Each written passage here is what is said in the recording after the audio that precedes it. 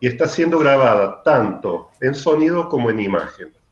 Mi nombre es Javier Ahumada, voy a ser el moderador de esta defensa. Estoy aquí en razón de formar parte del Consejo de Posgrado de la Facultad. El procedimiento es el siguiente. En primer lugar, el doctorando va a exponer su trabajo de tesis ante el tribunal y ante los presentes.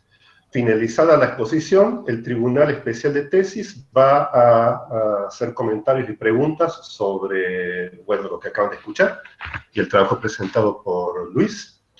Y finalmente, todos los presentes tendrán la posibilidad de comentar y preguntar también. Cuando llegue el momento, vamos a explicar cómo lo vamos a hacer. El título del trabajo del licenciado Pereira es Identificación de filamentos cosmológicos. Su director es el doctor Manuel Merchán. El Tribunal Especial de Tesis está compuesto por las doctoras Luciana Verónica Gramajo y la doctora Cindia Ragone Figueroa del Observatorio Astronómico de la Universidad Nacional de Córdoba. El miembro externo es el doctor Roberto González Reyes de la Pontificia Universidad Católica de Chile.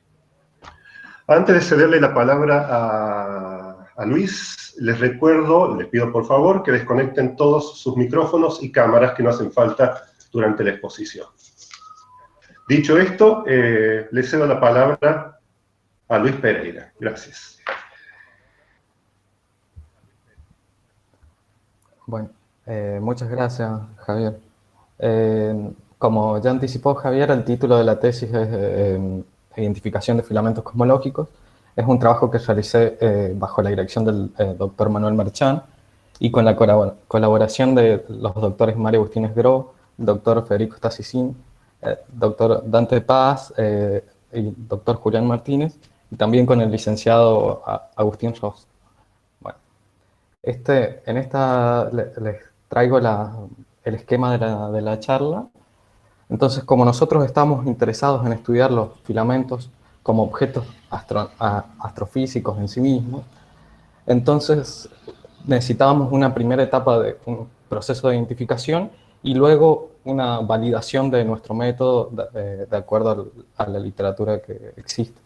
Entonces, la tesis, esta presentación se va a dividir en una primera parte de la presentación del método, luego el análisis de las propiedades, tanto en simulaciones numéricas como en catálogos observacionales, y una tercera parte que se analizan las alineaciones de los halos de materia oscura con respecto a la estructura filamentosa del universo. Bueno, como introducción a la estructura en gran escala, presento estas dos imágenes, las cuales son dos observaciones fundamentales en la astronomía. En la imagen superior, que es el fondo cósmico de microondas, o CMB, el cual es un mapa de temperaturas de todo el cielo. La diferencia entre la temperatura media es de 2.7 kelvins, y los colores, como representan temperatura, la diferencia entre los picos más azules y más rojos es del orden de 10, la fluctuación entre las diferencias es del orden de 10 a la menos 4, 10 a la menos 5, lo cual se puede decir que este mapa es prácticamente homogéneo. Entonces uno puede pensarlo como algo muy homogéneo. Por otro lado, el otro observable que encontramos en la parte inferior es el catálogo Sloan, el cual es uno de los relevamientos de galaxias más grandes que tenemos en la actualidad en la astronomía, el cual en la imagen muestra la distribución actual de galaxias en el universo. La coordenada radial es una coordenada de distancia, el cual es el redshift, mientras que tenemos una coordenada angular, que es la ascensión recta. Por otro lado, los colores representan conteos de galaxias, o sea, es una densidad. Entonces, se pueden ver en esta imagen, ya que las estructuras de interés en la estructura en gran escala, que son los cúmulos, los filamentos, los vacíos y las paredes. Entonces, una de las preguntas que nos hacemos en astronomía es cómo crecieron, cómo se formaron todas estas estructuras a partir de algo tan homogéneo. Entonces, tenemos la teoría de formación jerárquica de estructuras, la cual consta de una primera fase que es una aproximación teórica lineal, la cual podemos predecir aproximadamente qué estructuras se van a ir formando, mientras que después pasamos a una parte no lineal, la cual no puede ser descripta analíticamente ni teóricamente, para lo cual en astronomía se usa una herramienta muy poderosa que son las simulaciones numéricas. A continuación les muestro una simulación numérica que es con la que yo trabajé en esta tesis de doctorado, que es la simulación más grande de materia oscura que disponemos en el instituto. Es una simulación de 1600 partículas al cubo en un box de 400 megaparsec. En los recuadros se observan las estructuras antes mencionadas, los cúmulos, bueno, los filamentos, las paredes y los vacíos. En particular en el IATE, en nuestro instituto, hay un grupo muy especializado en el estudio de voids, mientras que también se han hecho muchos trabajos en la parte de cúmulos. Por otro lado, en las regiones de densidad intermedia, que representan las paredes y los filamentos, no hay tanta literatura que verse sobre estos temas. Entonces, por lo cual, en particular yo me dediqué a estudiar los filamentos, y los filamentos tienen un rol preponderante en distintos aspectos de la estructura en gran escala entonces son importantes en procesos como la adquisición y evolución del momento angular. Por ejemplo, en los trabajos de CODIS y colaboradores han estudiado este tema. Por ejemplo, también influyen en la forma de los halos de materia oscura, y como impactan sobre los halos de materia oscura y las galaxias se forman en estos pozos de potencial, también tienen un impacto en la formación de las galaxias, como lo han estudiado los trabajos de Kralik y Martínez. Por ejemplo, el esquema que les traigo en la parte inferior es extraído del trabajo de Kralik 2018, en el cual ellos piensan a los filamentos como esta especie de autopista, o sea, las galaxias se formarían en las regiones más, más tranquilas, las subdensidades, y emigrarían por las autopistas estas que serían los filamentos, los canales, hacia los nodos de la red cósmica, que son los cúmulos. Entonces, esto es como por qué nos interesaría siempre estudiar estas estructuras, son muy interesantes.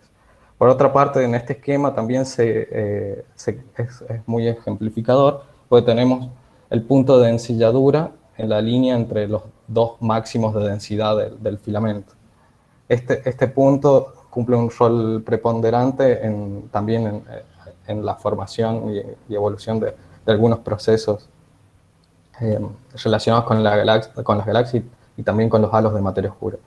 Entonces, podemos preguntarnos ahora qué son los filamentos. O sea, no hay una definición exacta en la literatura, ya que presentan un gran rango de densidades. Entonces, distintos autores han usado distintas definiciones. Yo, por ejemplo, les traigo dos acá, que es una definición motivada por la gravitación, en la cual se piensa los filamentos como estructuras semicolapsadas a lo largo de dos direcciones. Y una tercera de colapso más lento. En cambio, por ejemplo, un nodo, un cúmulo, tiene tres direcciones de colapso. Por otra parte, hay otras definiciones, que esta es muy usada en particular, que es una definición más topológica, en la cual se piensa a los filamentos como crestas entre dos máximos de densidades que contiene pasa por este punto de ensilladura entre los dos máximos. Como por ejemplo es el algoritmo de Soubise y colaboradores, los quienes desarrollaron Disperse, y acá se muestra en el panel inferior una figura esquemática de su identificación. En colores azul está el campo de densidades, mientras que los picos, los máximos del campo se hallan en los triángulos rojos, y los puntos de ensilladura son estas cruces amarillas que ellos señalan. Bueno, los filamentos son las líneas rojas que se ejemplifican. Entonces, nosotros nos apartamos un poco de esta definición y usamos otro tipo de definición que también ha sido usada en la literatura, en la cual se piensa a estos filamentos como puentes de materia entre los dos picos de densidad antes mencionados. Se difiere a la definición topológica anteriormente mencionada porque no se exige necesariamente una posición, la existencia de un punto de ensilladura en el eje del filamento. Entonces, además ya con la definición, buscábamos que nuestro método sea flexible, es decir, que sea aplicable tanto a las simulaciones numéricas como a los catálogos observacionales, y además que sea simple, o sea, que posea la menor cantidad de parámetros libres para la identificación. Entonces, basamos nuestro método en dos técnicas conocidas en la astronomía, como son el algoritmo Friends of Friends y el Minimal Spanning Tree. Brevemente, el algoritmo FOF, amigo de los amigos, es un algoritmo que consiste en agrupar objetos que se encuentran a una distancia menor que una longitud de percolado, que se la denomina. Por ejemplo, como se muestra en la figura 1, luego la superposición de estas esferas genera una región de isodensidad, la cual se denomina un grupo FOF. Luego paso a contar la otra técnica que se usa, que es el Minimal Spanning Tree, la cual es una técnica tomada de la teoría de grafos, para lo cual voy a introducir algunos conceptos de grafos, ya que esta no es una técnica tan usada en astronomía como el algoritmo FOF. Bueno, un grafo es una colección de nodos, acá los círculos azules, lados, que serían las líneas que unen estos círculos, y bueno, pesos, que son las cantidades asociadas a estos lados. El grado de un nodo viene dado por la cantidad de lados que inciden sobre este. Bueno, ahora el Minimal Spanning Tree de un grafo es el árbol. Cuando digo árbol, se dice que para ir de un nodo a otro en la red solamente existe un camino. La palabra spanning o lo de recubridor es que todos los nodos del grafo están incluidos, mientras que mínimo viene de que la suma de todos los pesos es la mínima. Entonces el Minimal Spanning Tree de este grafo de ejemplo es el que tenemos en la parte inferior, y otra cantidad relevante para este trabajo es un K-branch, el cual se define como la cantidad de lados que conecta, partiendo de un nodo de grado 1, la cantidad de lados que hay hasta llegar a un nodo de grado mayor o igual a 3. En este caso hay un K-branch de grado 2 acá, otro de grado 2, por eso se pintan los dos en colores verdes, mientras que tenemos otro de grado 1. Bueno, una vez que ya tenemos las dos herramientas, pasamos a contar ahora cómo se ensamblan para generar un catálogo de filamentos. Entonces, dada una simulación, corremos el algoritmo FOF, el cual está basado en otro algoritmo del grupo, el cual es Mendieta, de Esgro y colaboradores, tras lo cual identificamos los halos de materia oscura y una región de densidad intermedia, el cual representa un parámetro libre en nuestra identificación. La sobredensidad típica de los halos es la de 200 veces, la densidad media, mientras que la región de densidad intermedia la hacemos igual a una delta igual a 1, una sobredensidad igual a 1. Una vez que tenemos estas dos regiones identificadas, pasamos a construir el grafo sobre los halos de materia oscura. Una implementación que utilizamos fue usar un peso, debido a una fuerza gravitatoria para los halos, lo cual Lo remarco ahora porque es algo que no había sido usado anteriormente en la literatura, en otras técnicas que usaban el spanning tree. Bueno, tras lo cual, esto que les muestro acá es una región de la simulación en la cual se construyó el Minion Spanning Tree. Como se puede observar, el, el árbol es muy frondoso, si se quiere usar la palabra. Es muy difícil identificar acá un patrón principal de filamentos.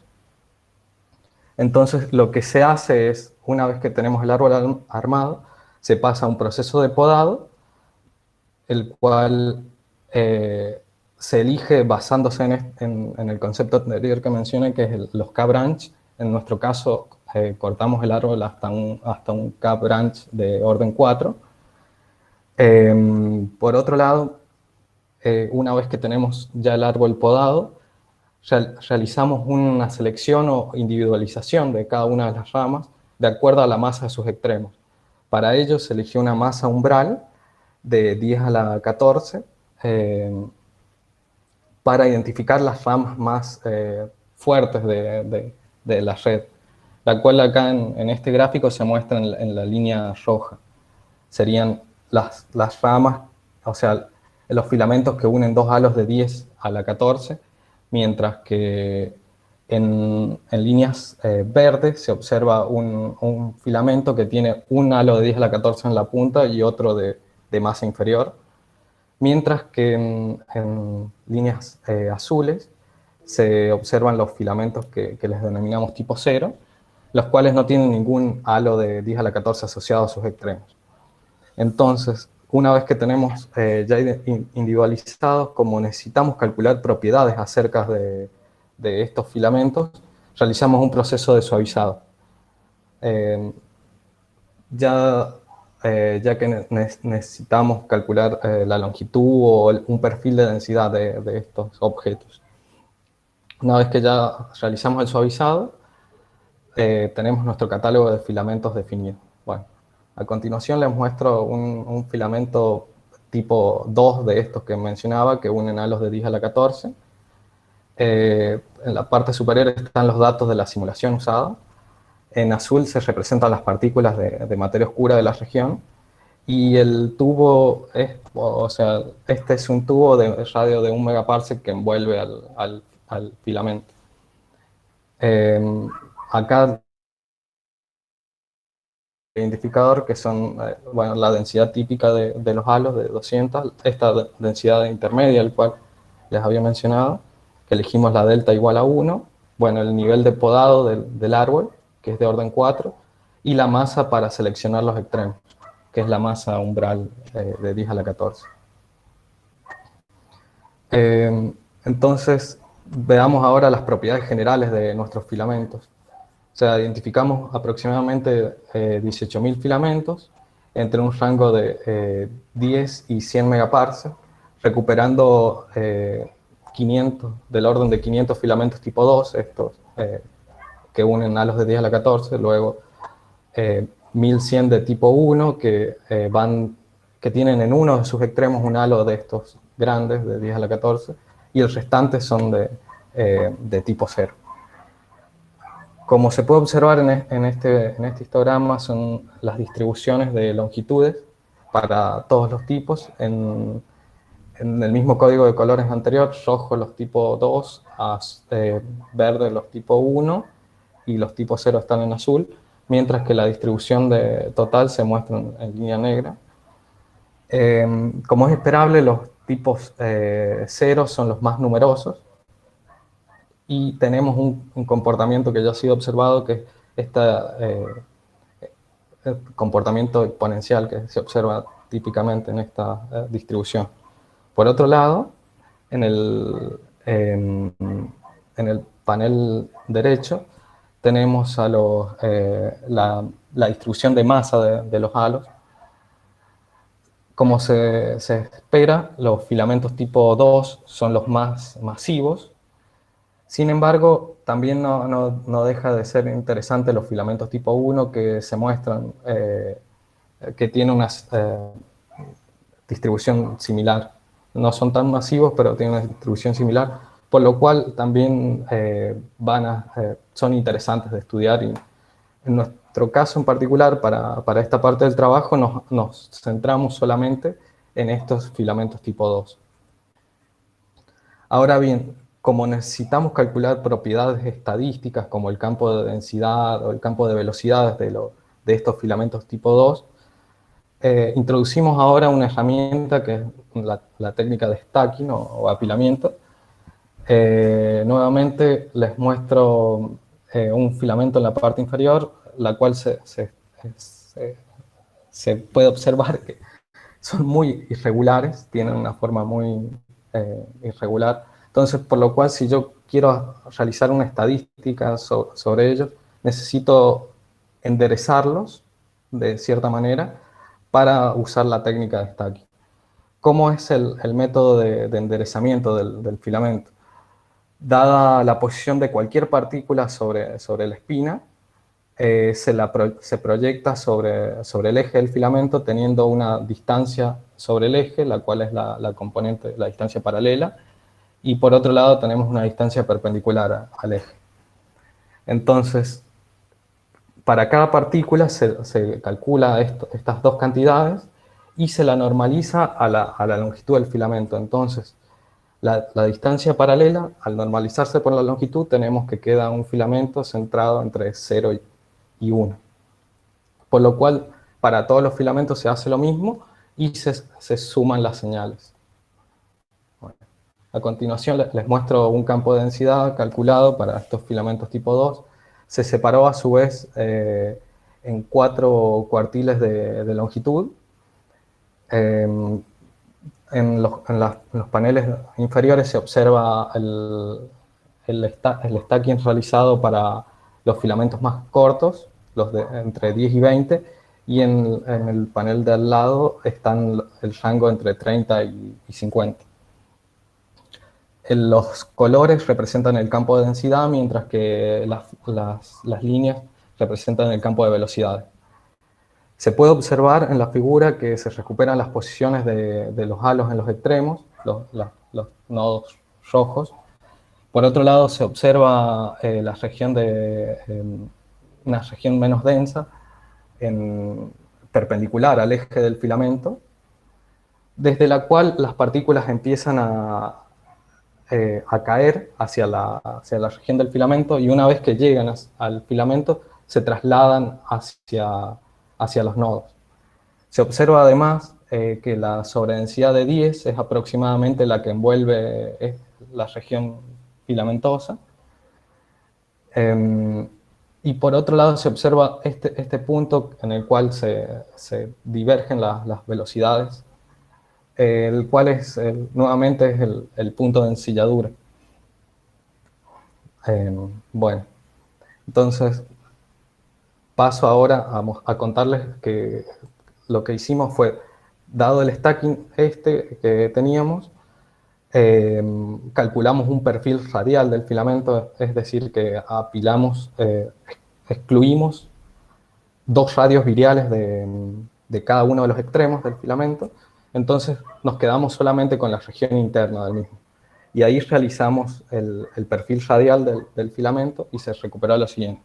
Se observa que a medida que nos acercamos al eje, bueno, como es esperable, la densidad aumenta. Cada una de las curvas estas está separada en cuartiles del parámetro mu, que es la masa por unidad de longitud del filamento, la cual se calcula como la masa total dividida en la longitud del mismo. Por otro lado, se observa el comportamiento esperable, es decir, que filamentos con masa por unidad de longitud menores tienen perfiles más bajos. Luego, a medida que nos vamos alejando del eje, en regiones intermedias se observa esta línea gris, es la caída de R a la menos 2. Aproximadamente el perfil sigue en regiones intermedias esta forma, y luego cuando nos alejamos aún más del eje del filamento, tienden hacia acercarse a una media del mismo. El aplanamiento que se observa en esta figura hacia el centro puede ser debido a que el eje del filamento no está bien definido, entonces la curva se tiende a aplanar.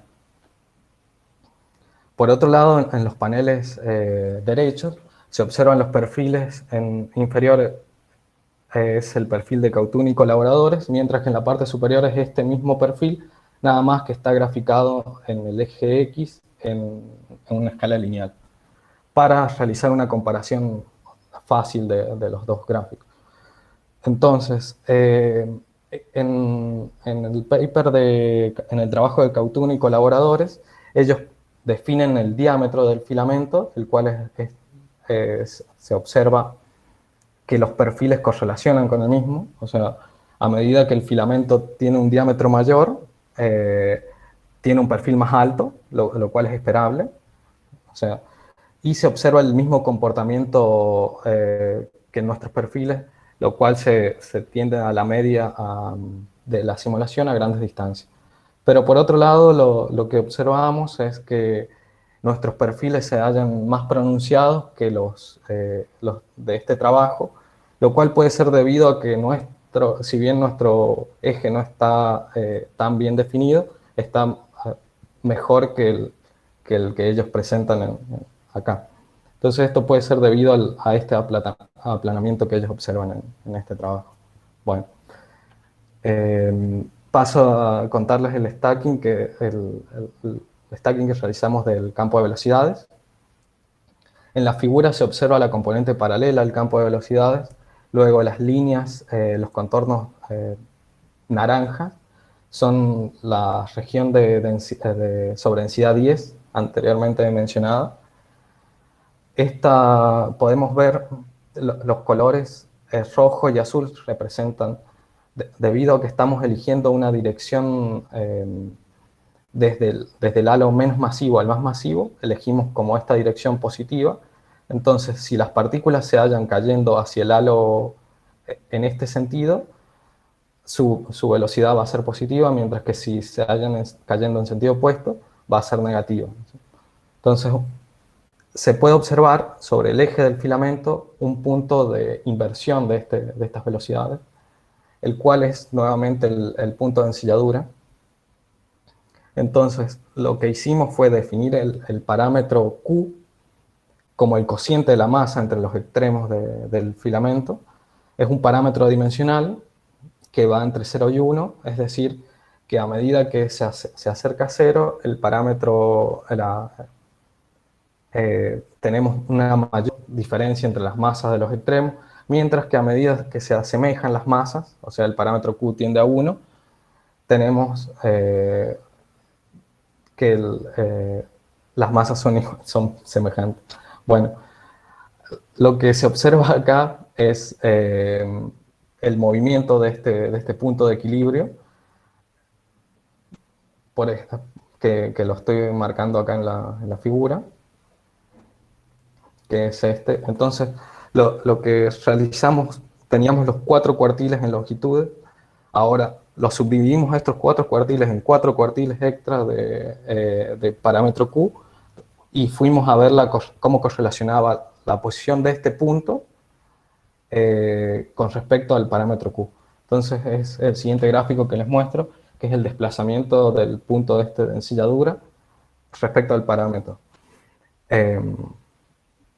Como se puede observar, sigue una tendencia, la misma tendencia antes mencionada, o sea, cuando el parámetro se hace más cercano a 0, las masas son muy distintas, entonces el punto de ensilladura queda más cerca del halo menos masivo, mientras que cuando las masas se asemejan tiende hacia el centro del filamento. Esto resulta importante porque nosotros no habíamos impuesto ninguna restricción sobre el campo de velocidad, entonces recuperar el punto de ensilladura y esta correlación es una manera de validar que nuestro método está andando bien. Por otro lado, paso a contarles el stacking que realizamos sobre la dispersión de velocidades, tanto en la componente paralela como perpendicular, son las figuras que se observan. Nuevamente se tienen recuperadas las dispersiones de los cúmulos, los cuales se observan en la figura. Por otro lado, al analizar la componente paralela, la vemos bastante diferente a la componente perpendicular. Esto es debido a que las partículas estaban cayendo desde las regiones menos densas hacia el filamento, y luego una vez que llegan hacia el filamento se mueven hacia los extremos del mismo con un movimiento más coherente. Esto hace que la dispersión de velocidades no crezca de la misma manera, o sea, fuertemente. Por el otro lado, esta caída hace que se genere un cruce de las partículas, lo cual está haciendo que la dispersión de velocidades en la componente perpendicular aumente, que es justamente lo que se observa en este caso. Entonces, es un poco fuerte decirlo, pero se puede pensar una especie de virialización en la componente perpendicular, o que el filamento está cuasi virializado en la componente perpendicular. Por lo cual utilizamos una relación dada por otros autores, la relación de Eisenstein y colaboradores, quienes proponen a través de una deducción teórica una manera de estimar la masa por unidad de longitud de los filamentos a través de la dispersión de velocidades perpendicular a los mismos. Por lo cual, como teníamos medido este parámetro, lo que hicimos fue estimar la relación con Eisenstein y colaboradores, con la relación de Eisenstein y colaboradores, y deberíamos esperar que ajuste esta identidad. Es notorio que los puntos caigan bastante cerca a la identidad, lo cual, debido a que las suposiciones que realizan estos autores, como que el filamento sea axisimétrico, esté aislado y no tenga subestructura, así como también que se encuentre virializado en la componente perpendicular, son asunciones muy fuertes, por lo cual que esta relación se presente es algo interesante, y puede ser usado también para estimas de masas de filamentos en catálogos observacionales. Bueno, ahora paso a contarles una segunda implementación del código que realizamos en conjunto en el trabajo con Agustín de ROS 2020, en la cual identificamos filamentos en el catálogo Sloan. Se muestra, en la figura se muestra el catálogo antes mencionado, el Sloan, en el DR12. Nosotros nos centramos particularmente en la región central de este catálogo. En particular,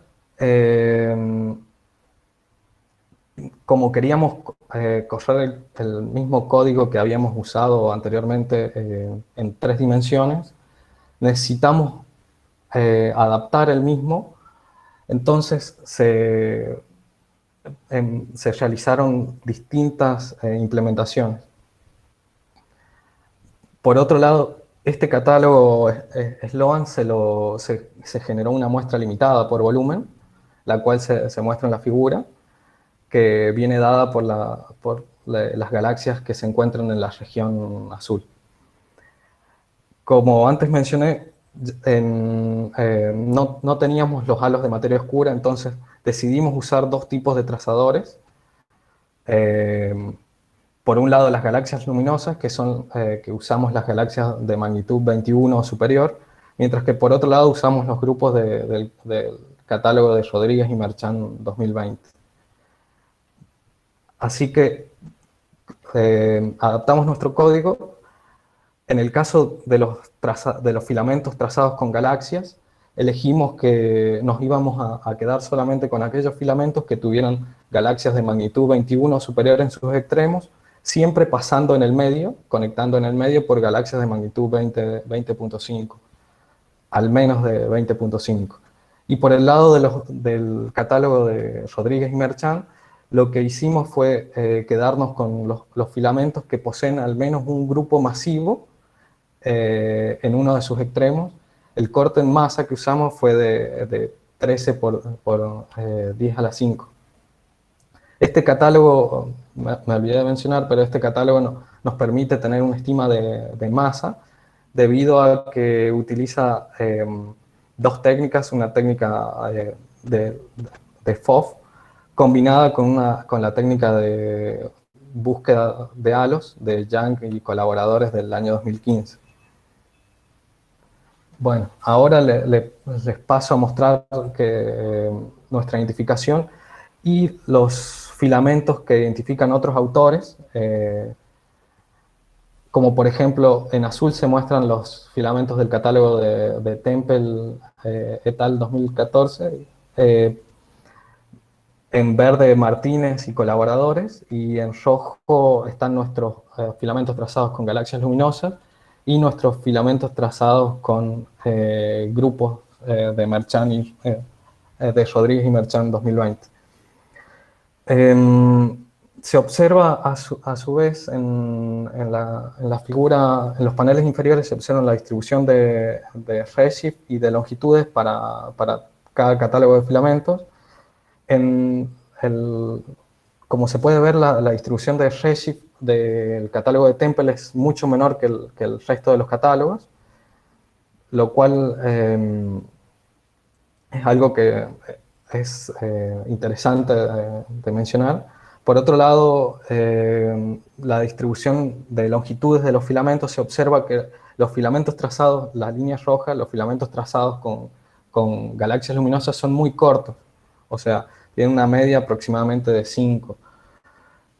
Mientras que los filamentos de Temple y aquellos trazados con los grupos de Merchant y Rodríguez alcanzan longitudes más largas. Una vez que ya teníamos los catálogos y pasamos a hacer una comparación, un método el mismo método de stacking anteriormente usado, pero esta vez nos quedamos con los filamentos más rectos y que estuvieran en el plano del cielo. Entonces, acá les muestro los conteos de galaxias realizados para cada uno de los catálogos. Se puede observar que el catálogo de Martínez y colaboradores, como ellos imponen que en los extremos tengan halos masivos y sus filamentos sean un cilindro recto que los une con una sobredensidad en el medio, son como los filamentos mejor definidos del resto de los catálogos. Y se observan los perfiles radiales de los cúmulos y muy marcados. Por otro lado, el catálogo de Temple, como ellos realizan un ajuste de cilindros sobre la distribución de galaxias, no imponen ninguna restricción sobre los nodos de los filamentos. Entonces, esto se puede ver que en el mapa de stacking, las posiciones de 0 y 1 no necesariamente tienen un nodo, lo cual se diferencia del resto de los métodos. O sea, este es aquel que está trazado con las galaxias luminosas y con los grupos de Rodríguez y Merchant. Entonces, construido este stacking, realizamos queríamos calcular el perfil promedio, por lo cual nos restringimos a una región alejada de los nodos, de los filamentos.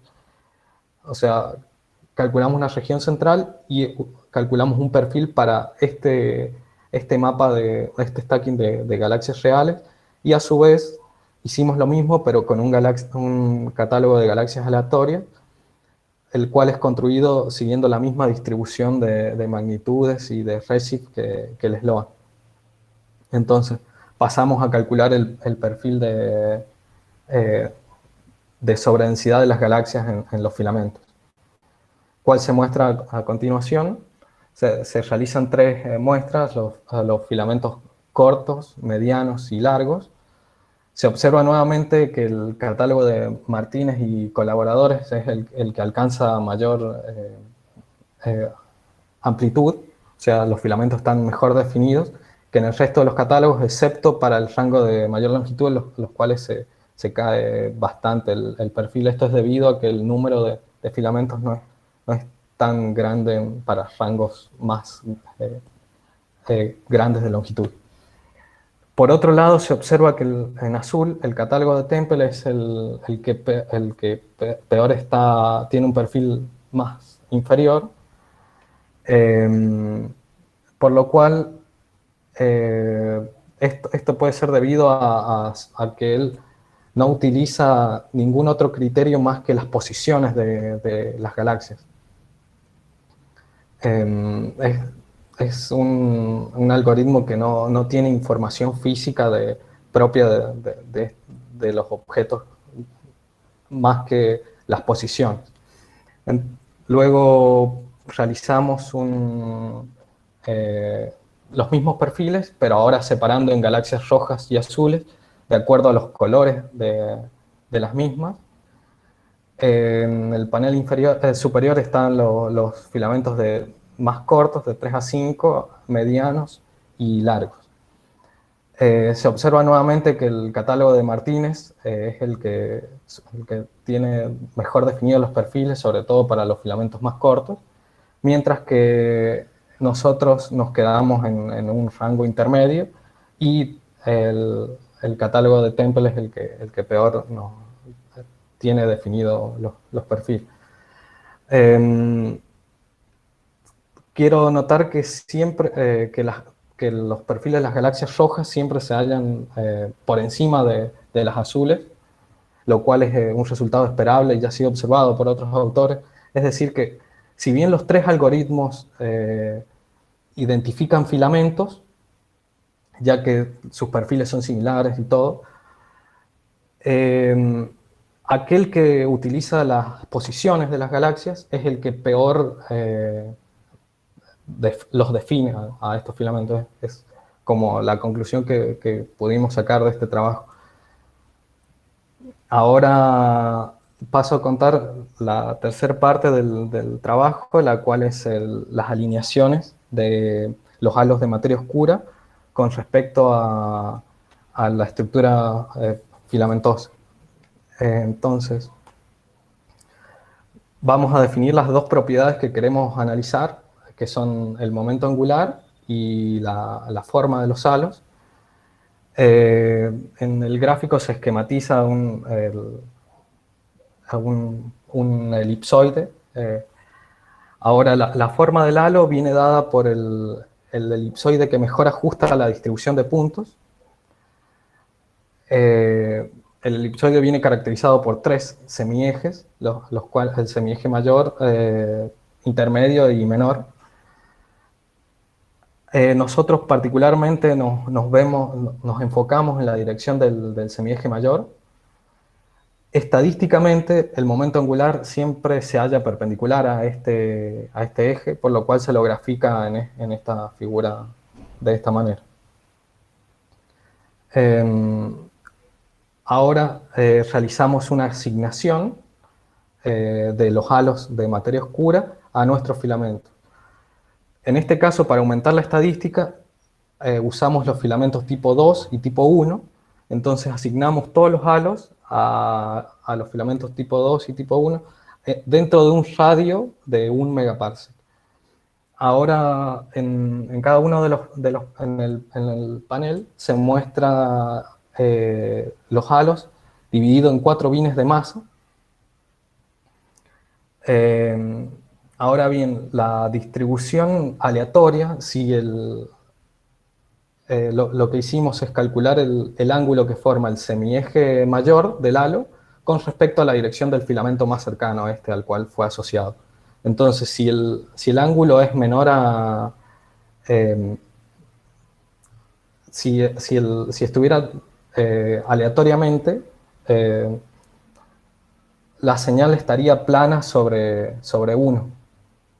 En cambio, no tenemos esta señal aleatoria para esta distribución de ángulos. Cuando el valor absoluto del coseno se acerca a 1, tenemos que los dos vectores están alineados, mientras que si se acerca a 0, se encuentran perpendiculares. En este caso tenemos que, para todas las muestras de masa, se hallan alineados, el semieje mayor se haya alineado con la dirección del filamento. Y se observa también que a medida que la masa del filamento aumenta, esta señal se incrementa, o sea, el alineamiento se incrementa. Ahora, cuando analizamos esto mismo, lo que podemos hacer es hacer el promedio de estas distribuciones y obtenemos la señal que se observa a la derecha. Tenemos la masa del halo en función del promedio del coseno del ángulo. La distribución aleatoria ahora está en 0,5, entonces como toda la distribución se halla por encima de 0,5, tenemos que un alineamiento del semieje mayor con la dirección del filamento, y este alineamiento se incrementa a medida que se aumenta la masa del halo. Por otra parte, se intentó ver cómo variaba este alineamiento con respecto a alguna propiedad del filamento. En este caso se volvió a elegir la masa por unidad de longitud de los filamentos, y se observa que a medida que la masa por unidad de longitud es más grande, tenemos una tendencia a que esta señal de alineamiento se cae, exceptuando este bin que se rompe. La tendencia es que el alineamiento se cae a medida que el filamento es más denso, lo cual no era muy esperable, porque uno tendería a pensar que si hay un alineamiento, este alineamiento se ve incrementado cuando el filamento es más denso o más masivo. Entonces, esto nos llamó la atención al comienzo. Ahora hicimos lo mismo, ver la dirección entre el eje del filamento y ahora el momento angular. Se muestran nuevamente las distribuciones separadas en los 4 rangos de masa. Esta vez tenemos que la señal se cae bastante, se halla más cerca de la señal aleatoria que antes habíamos visto. Sin embargo, podemos decir que hay una cierta tendencia a que los halos menos masivos se hallen paralelos al eje del filamento, mientras que aquellos que son más masivos se hallan perpendiculares. Esto ya ha sido observado en la literatura y se conoce como el fenómeno de spin flip. En el panel derecho se observa el promedio de este ángulo. Nuevamente se tiene la señal esta de spin flip, o sea, los halos menos masivos paralelos al filamento y los halos más masivos perpendiculares. Esta señal se ve caracterizada por una masa de transición que viene dada, en nuestro caso, nos dio aproximadamente 10 a la 12,5, que es la masa en la cual pasamos de una configuración a la otra, ¿no es cierto? Por otro lado, cuando analizamos, variando la propiedad del filamento, la masa por unidad de longitud, si bien podemos ver alguna ligera tendencia, que a medida que la masa del filamento es mayor, esta masa de transición de spin flip se empieza a correr hacia masas mayores.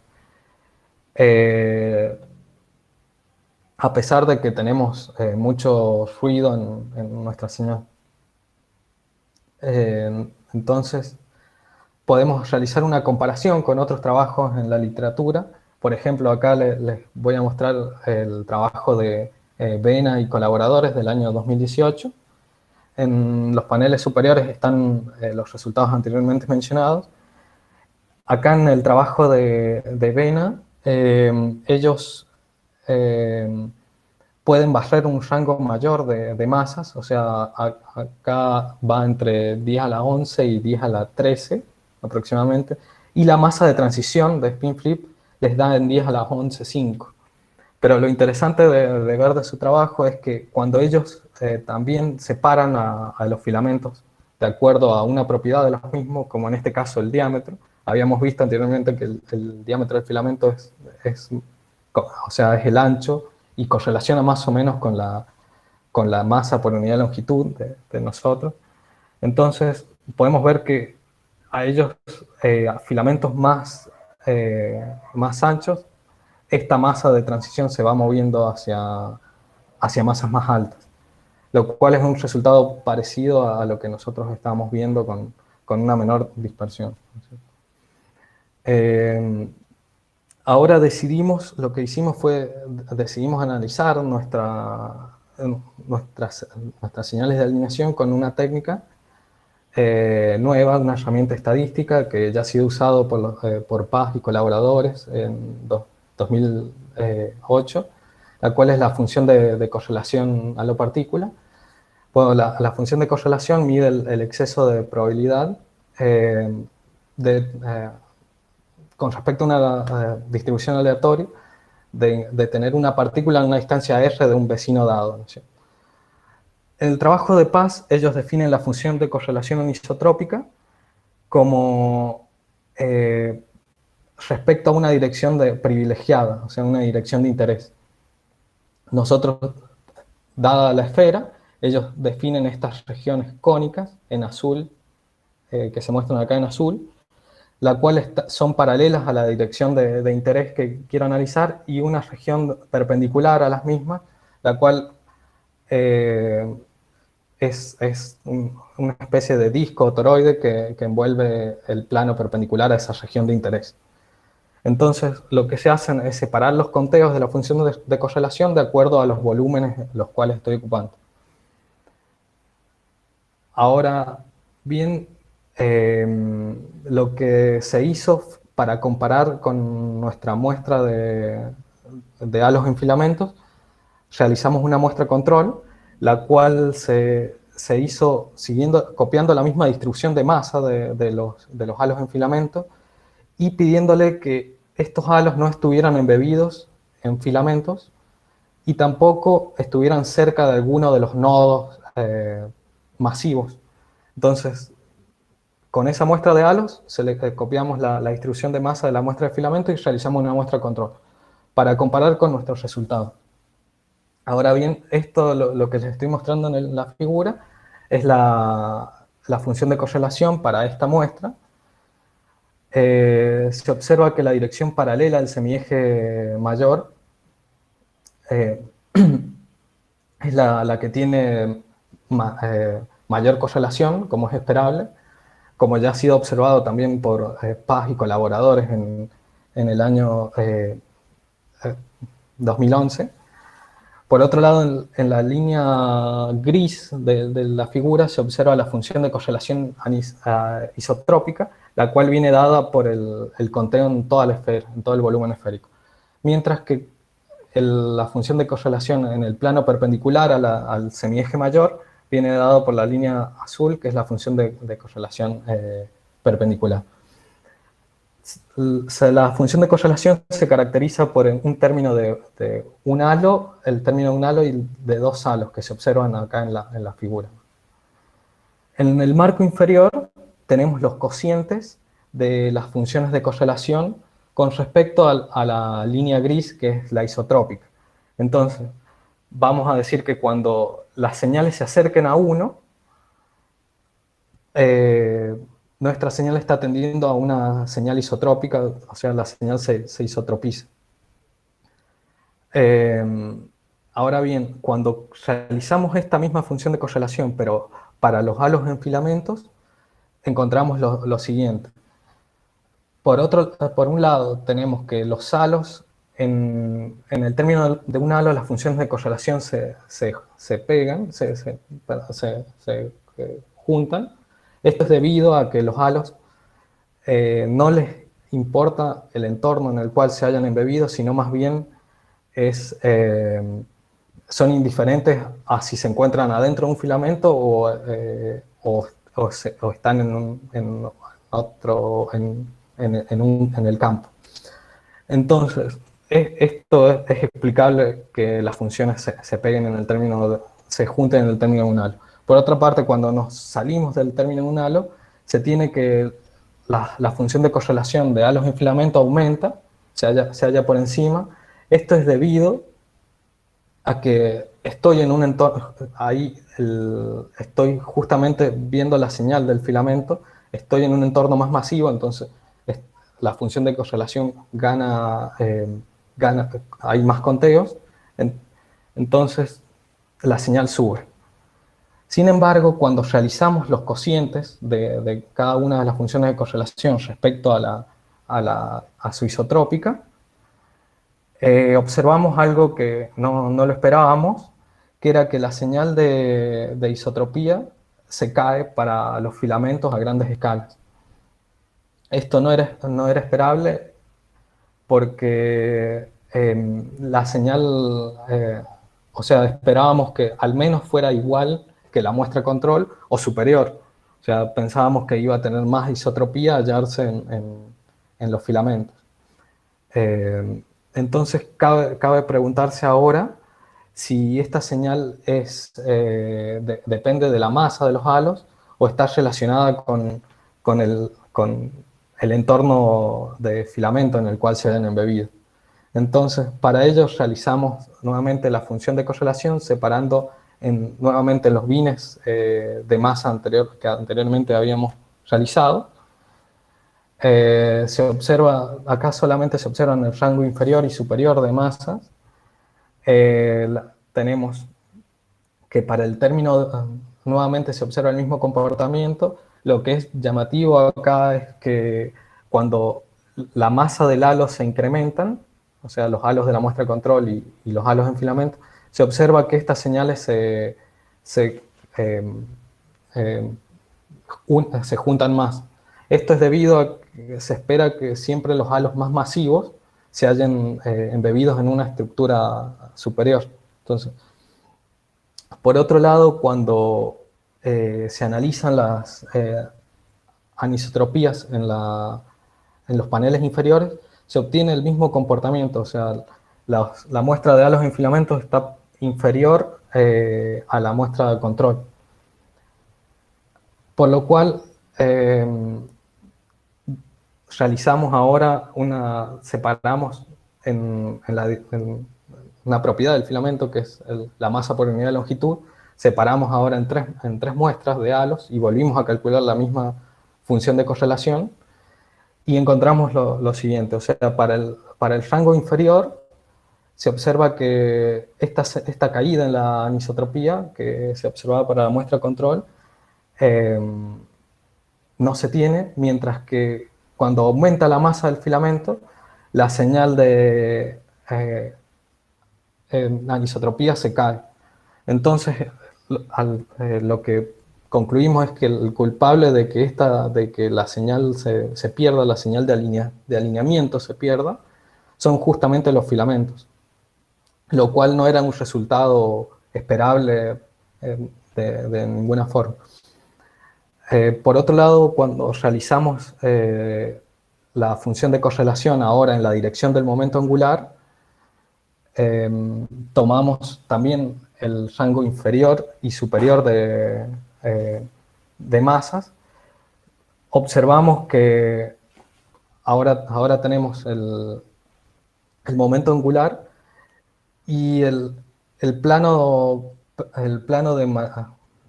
perpendicular es el que contiene mayor materia, entonces por eso es esperable que dentro del término de un halo la línea sólida esté por encima de las líneas a punto. En cambio, para cuando nos salimos del término de un halo, esta señal se cruza, o sea, la dirección del momento angular es la que gana en materia y se va por encima que que la señal isotrópica, y mientras que la función de correlación perpendicular se cae. Esto es para el rango inferior de masas, mientras que para el rango superior no se observa este comportamiento, dentro de los errores estadísticos que tiene. Esto es justamente lo que habíamos visto anteriormente, que es el fenómeno spin flip. O sea, tenemos, analizando el término de dos halos, cuando para el rango inferior, para los halos más chicos, tenemos mayor materia en la dirección paralela al semieje mayor, mientras que para el rango superior de masas tenemos mayor cantidad de materia siempre perpendicular al momento angular. Bueno, lo que hicimos posteriormente son los cocientes de la función de correlación. Tomamos la región a grandes escalas, lejos del centro del halo, e hicimos los cocientes de la función de correlación y observamos acá nuevamente lo que les mencionaba, la señal de spin flip para los halos en filamentos, mientras que cuando realizamos esto mismo para la muestra de halos control encontramos algo raro o que no era esperable, que es que esta muestra, si bien las barras de error son muy grandes, sigue una tendencia similar. Y esto es algo que no esperábamos y que vamos a estudiar en el futuro, porque no hay, o sea, siempre la señal de spin flip ha sido asociada a los filamentos, entonces encontrar algo en la muestra, una cierta tendencia en la muestra control nos causa mucha sospecha, entonces vamos a seguir investigando en este tema en el futuro. Bueno, ahora paso a dar las conclusiones y entonces desarrollamos un algoritmo para identificar filamentos basados en dos técnicas que son el Friends of Friends y el Minimal Spanning Tree.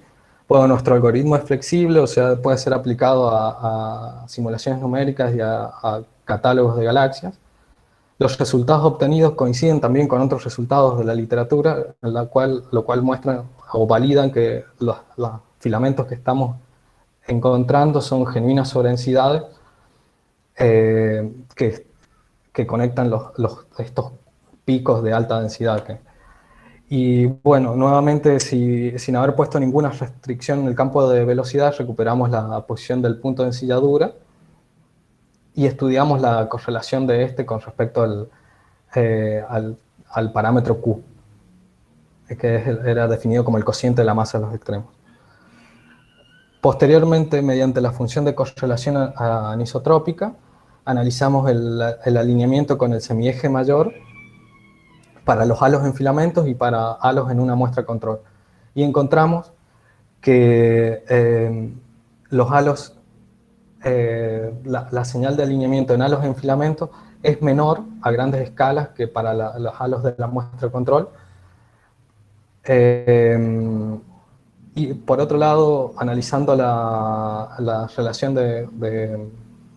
la función de correlación anisotrópica en la dirección del momento angular, pudimos observar nuevamente el fenómeno de spin flip y encontramos algo interesante, que es una tendencia similar en la muestra de halo control, lo cual va a seguir siendo investigado en el futuro.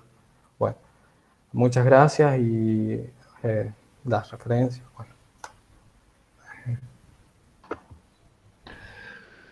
Bueno, Luis, muchas gracias por tu presentación. Ha llegado entonces ahora el momento de las preguntas y comentarios por parte, en primer lugar, del Tribunal Especial y luego por parte de los presentes. Con relación al Tribunal Especial, les voy a pedir por favor que cuando cada uno intervenga enciendan sus cámaras. Si después del público en general hay gente que quiera hacer preguntas, por favor vayan anotándolas en el chat, arriba a la derecha. Muy bien, vamos a empezar entonces con nuestro visitante, el doctor Roberto Eugenio González Reyes. Hola, muy buenas tardes, ¿me escuchan bien? Sí, y lo vemos bien también. Bueno, gracias. Bueno, primero que nada, Luis, muy buen trabajo. Creo que un método de detección de filamento es un desafío bien grande. que abordar. Es una labor bien difícil porque los filamentos son estructuras bien complejas, con geometrías bien extrañas, entonces, y además son estructuras transientes en el tiempo, así que es bien difícil definir, el solo hecho de definir un filamento ya es complicado, entonces desarrollar un método también lo es bastante, así que y se puede extraer mucha información, mucho análisis, que puede contribuir en especial al tema de cómo el ambiente a gran escala contribuye o influye en la formación de galaxias, bastante interesante, tiene mucho potencial. ¿Ya? Respecto a preguntas, tengo un par de preguntas, comentarios también. Primero, respecto a lo último de los spin flips y a la señal que ustedes ven en la muestra de control, que no era esperado, ¿cuáles serían como los pasos que tú ves para poder tratar de dilucidar ese problema y tratar de separarlo, de entender qué está?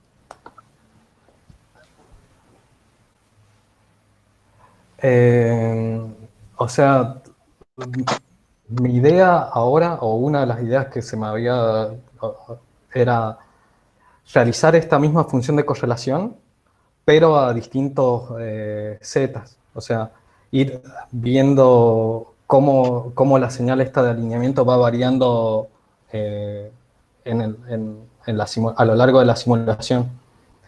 Porque tengo como una idea que es a ver, si en la muestra control ya está existiendo algún tipo de spin flip, por así decirlo, que no es exactamente eso, o sea, lo que hace el filamento es como incrementar la señal, o sea, fortalecerla a esa señal que tiene de por sí.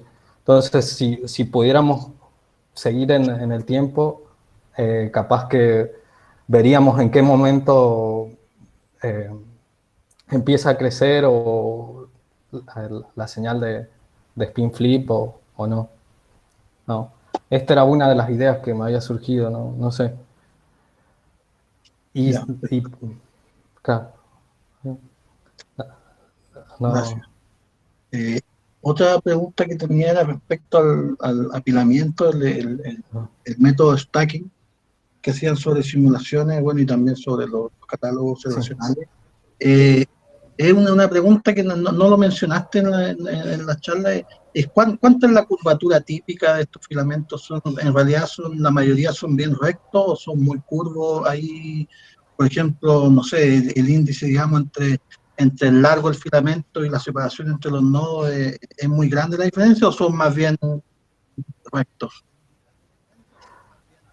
No, sí, claro, no, son en general, o sea, esto correlaciona con con la longitud del filamento. Filamentos más cortos son más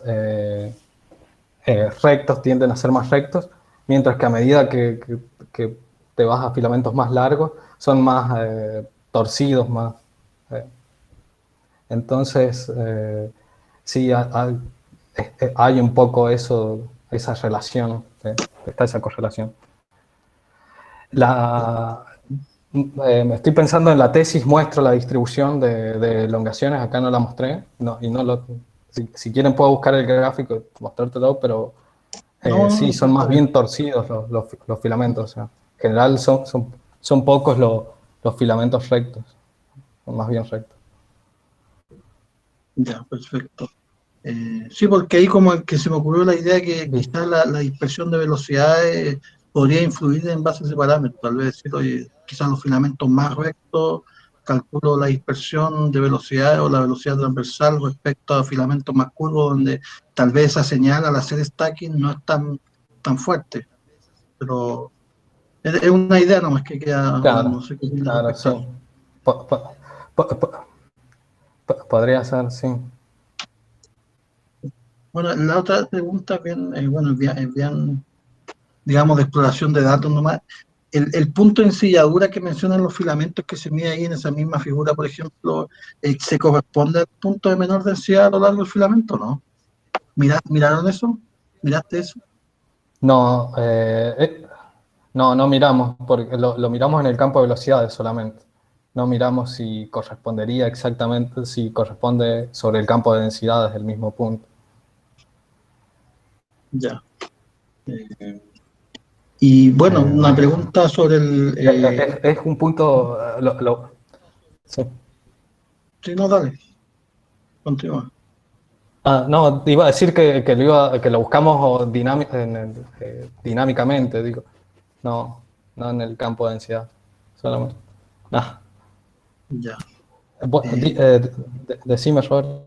Sí, bueno, y la última pregunta que me queda respecto a los trabajos futuros, ¿cuáles son las principales ideas que te vienen en la mente sobre desarrollar análisis usando este método de filamentos? ¿Cuáles ve el potencial a corto plazo, a futuro?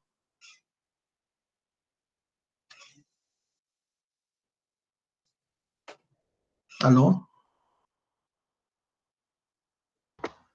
¿Se ha tildado? ¿Aló? ¿Me escuchas? Javier, ¿me escuchas tú? Sí, yo sí, pero lo veo tildado a Luis. Sí, yo también lo veo congelado.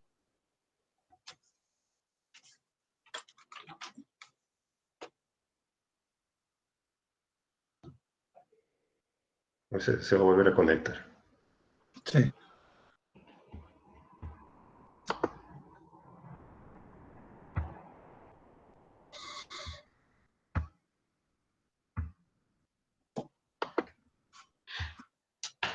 ¿Aló? Luis, estás hablando pero tienes apagado el micrófono. Luis, el micrófono. Perdón. Sí, perdón. Se me cayó internet, no. Disculpe. Ya. ¿Me escucha la última pregunta? No sé si la alcanzaste a escuchar. No la escuché, Ya, Roberto, bueno, disculpa. ya, era respecto a cuál es el potencial a futuro de la aplicación de tu método, qué es lo que tú ves dentro de las posibilidades más cercanas para generar aplicaciones o análisis con tu método desarrollado. Eh, por un lado, hay varios trabajos que han surgido. Uno, queríamos liberar el código, o sea, eh, paralelizarlo, que quede en un paquete armado y para que pueda ser usado por la comunidad. Ese era uno de los proyectos. El otro proyecto estábamos pensando resimulación, identificar y hacer resimulaciones de los filamentos. Era otro. Por otro lado, queríamos identificar también en simulaciones hidrodinámicas como en la Illustris y en general creo que eran esos los proyectos ahora nos habían surgido.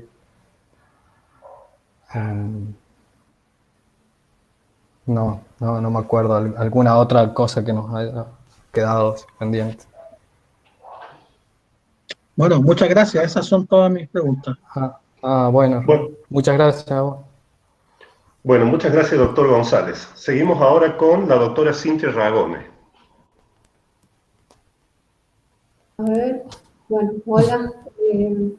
Prendo la cámara, pero tengo un internet un poco defectuoso, así que si se me empieza a escuchar cortado la voy a apagar, ¿sí? Bueno, dale, bueno. Bueno, yo sé que ya pregunté esto esta mañana, Luisito, pero por algún motivo me entra nuevamente la confusión. ¿Los halos de tipo 0 estaban o no incluidos en la muestra de control? No, si cuando hacíamos la asignación, si están incluidos los filamentos tipo 0, podría estar algún halo de la muestra de control en algún filamento tipo 0. O sea, esa posibilidad no está descartada. ¿No? Porque Pero, estoy pensando... sí, sí, no. Pero esperamos que no sea, o sea, que no afecte la señal. ¿Sí?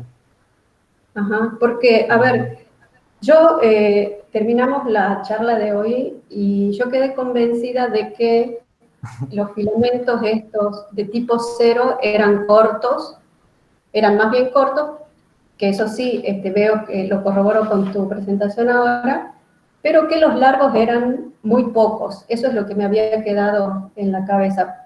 Pero ahora viendo de nuevo tu presentación, veo que no son pocos los halos de tipo 0 y largos, ¿sí? Son en números, son comparables a los halos de tipo 1, perdón, a los filamentos de tipo 1 y de tipo 2. Sí, O sea que si la muestra tiene filamentos de tipo 0, son filamentos largos que pueden estar perturbando la señal de anisotropía a escalas grandes. Yo me había convencido de que no esta mañana. Así que bueno, ¿podés volverme a convencer de que no? ¿O? No, o sea, lo que podría llegar a pasar si esa muestra de control estuviera contaminada es que todos los halos de esa muestra se hallen justamente en algún filamento tipo 0. Eso no lo comprobamos. Pero como es... Claro, porque Claro, que resaltás que hay un spin flip en la muestra de control, ya me viene a la cabeza que si no puede ser porque hay realmente filamentos en galaxias, dermateralos de filamentos metidos ahí, no sé. claro. Igual el tema, como lo discutimos hoy, como las señales de spin flip son muy bajas, o sea, es la media del coseno está casi en 0,5. Sí. Pero bueno, yo sí voy a seguir pensando esto porque a mí me dejó Bueno, me dio mucho de pensar el hecho de que se vea menos anisotropía en los filamentos que en la muestra esta de control, ¿no? claro, igualmente la muestra azul, o sea, la muestra de control, esa misma señal la vio Dante y Mario, no sé, el Manuel que estaban en ese trabajo, y ellos no hicieron o sea, no diferenciaron entre filamentos y halos de campo. O sea, ellos midieron la función de correlación de los halos en ese rango de masas, ¿no? Y obtuvieron esa misma señal que se observa en la muestra control. Sí. Qué sé yo, a mí me sigue dando vuelta esta idea de que los halos de alta masa dentro del filamento sí muestran anisotropía en la función de correlación. Y los filamentos de baja mu también muestran anisotropía en la función de correlación de filamento. Entonces sigo pensando que no debe ser tan... que un poco importante es de que estén alineados los halos para mostrar anisotropía, ¿no? Bueno, después seguiré pensando y cualquier cosa te vuelvo a molestar con eso. No, Sí. está bien, Cintia. O sea, lo que se puede hacer es rearmar la muestra control, excluyendo ahora, asignando los halos a los filamentos tipo 0 y excluyendo esos halos de la muestra control. Sí, o ver qué fracción de halos en filamentos tipo 0 de estos están en la muestra control, a ver si es importante o no. Sí, o volver a hacer tu estadística metiendo los filamentos de tipo 0 en la muestra de filamentos, usando 1 y 2. Sí. Claro. Eso. Bueno, eso. Yo ya hice demasiadas preguntas, me parece, volviendo. Y hoy creo que poco dije cuando nos reunimos esta mañana sobre mi valoración de tu trabajo, de este trabajo que involucra también a otra gente, que involucra al Manuel y al Mario Agustín, que yo sepa, no sé si hay más gente, pero sé que estuvieron ustedes trabajando mucho en esto.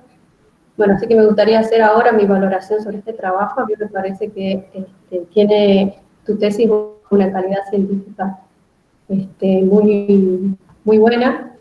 El trabajo ataca problemas, ataca preguntas que andan dando vueltas hace muchos años, como es el alineamiento de los halos con el filamento, como es el spin flip, y que son temas que todavía no se han resuelto y que están en mucho debate, ¿no? Así que es importante porque va a buscar contestar estas preguntas. Y algo que me parece más importante es que abre nuevas preguntas, ¿no? Uno siempre quiere quedarse con curiosidad de estas cosas. A mí esto de la anisotropía en la que no se ven los filamentos, bueno, es algo que seguramente me va a dejar pensando, por ejemplo. Un comentario más práctico, a mí me gustaría subrayar que esta herramienta que han construido ustedes es muy importante para todos, porque el algoritmo va a ser público, y de hecho es algo que ya se ha usado, vos lo mencionaste con Agustín, ¿no? Ya están aplicando el identificador de filamentos, ya lo están usando ahí gente del IAL. Así que, bueno, y lo último, ya con esto voy a cerrar, déjenme hacer un poco de apología de los recursos computacionales con los que cuenta la universidad, ¿no? A través del CEPAD y el Instituto IATE, porque las simulaciones que ustedes usaron son simulaciones que han sido totalmente hechas en mi casa, ¿no? Algo que viene siendo que es usual en el grupo que dirige Manuel y que para mí es muy valioso porque significa tener un control absoluto sobre las herramientas que uno necesita para trabajar, y eso es muy, muy importante. Así que, hay que valorar la inversión en los recursos computacionales que tenemos. Y por último, Luisito, yo te voy a felicitar, así que dejo la palabra a Luciano. Gracias, Cintia. Bueno, Cintia, gracias. Luciana. Está. Espera, póngalo. Ahí está. Hola, ¿qué tal? Gracias, Luis, por la presentación. Una linda tesis. A mí me gustó leerla, siendo que no es mi tema. La presentación de hoy también estuvo buena, bien prolija, bien pareja. Bueno, las preguntas que tenía para hacerme las ocuparon, me hicieron antes. Así que, pero bueno, yo quería preguntar sobre trabajo futuro, lo cual ya está. Y también, una cosa que lo mencionaste en el trabajo de tesis, pero no mencionaste acá, por ejemplo, era por qué se centran los filamentos de tipo 2, ¿cierto? Acá lo decía directamente, los filamentos de tipo 1 no lo mencionas demasiado, pero no sé si querías mencionar algo sobre eso, el por qué, si solamente es porque son iguales y ya está, o querés mencionar alguna otra cosa, o que los resultados son similares, no igual. No, con respecto a por qué en los tipo 2, necesitábamos, o sea, habíamos hecho el método, también necesitábamos comparar con qué había en la literatura para ver realmente ver que nuestro método estuviera andando bien. Entonces, hay algunos trabajos como el de Kohlberg, de Roberto también, que ellos analizan propiedades justamente de esta clase de filamentos de tipo 2, los que van entre 2 halos masivos, y entonces era también para eso, para contrastar nuestros resultados con los de otros autores. Bueno, estamos. Bueno, muchas gracias. Lindo trabajo, linda presentación. La verdad que tiene futuro, porque pueden seguir, hay muchas preguntas realmente, muchos trabajos para poder seguir a partir de esto. Se nota mucho esfuerzo también, y que de no solamente de haber armado el tema, sino está muy bueno de que sea público, como mencionó Cintia, y que sea usable entonces no solamente por una comunidad pequeña, sino por el resto. Así que bueno, está, conmigo ya termino. Muchas gracias, Luis. Bueno, gracias, Luciano. Bueno, gracias al tribunal. Acá Facundo Rodríguez quiere hacer una pregunta. No, era un comentario en realidad. Lo que quería decir es que para Luis, felicitarlo por su trabajo y también en general recalcar que esta tesis doctoral para mí tiene un gran valor científico porque usó una muestra de grupos muy nueva que teníamos y parte de su trabajo nos ayuda a validar algunas de las hipótesis que nos llevó a hacer esa muestra de grupos. Entonces realmente tiene un gran valor porque nos ayuda a saber que la identificación de los grupos con ciertos procedimientos tiene alguna utilidad y a escalas mayores también nos brinda cierta información. Así que bueno, quería simplemente recalcar eso y felicitarlo por su trabajo. Bueno, gracias Facundo. ¿Algún comentario o pregunta más?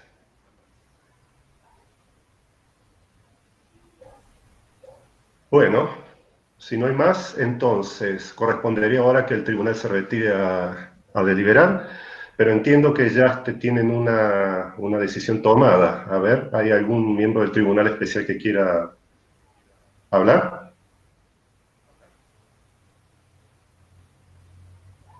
Hola, sí. Bueno, sí, yo quedé con esa tarea de representar al tribunal y bueno, como mencionaron también Luciana y Cintia, repetir que un muy buen trabajo eh, y el impacto científico es muy relevante. Se nota también que hay mucho trabajo en medio y la utilidad también de que sea un código que sea abierto, que pueda utilizarse también deja un legado importante. Así que en ese sentido, en todos los aspectos de valoración, consideramos en el comité que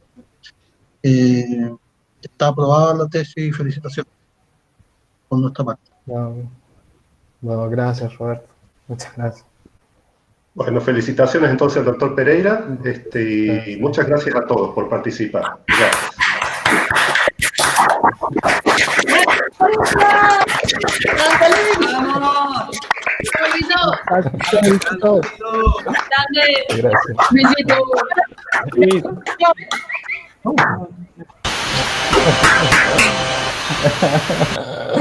Felicitaciones, Luisito. Gracias. Vamos, Luisito. Gracias, chicos. No pierdas los anteojos esta noche.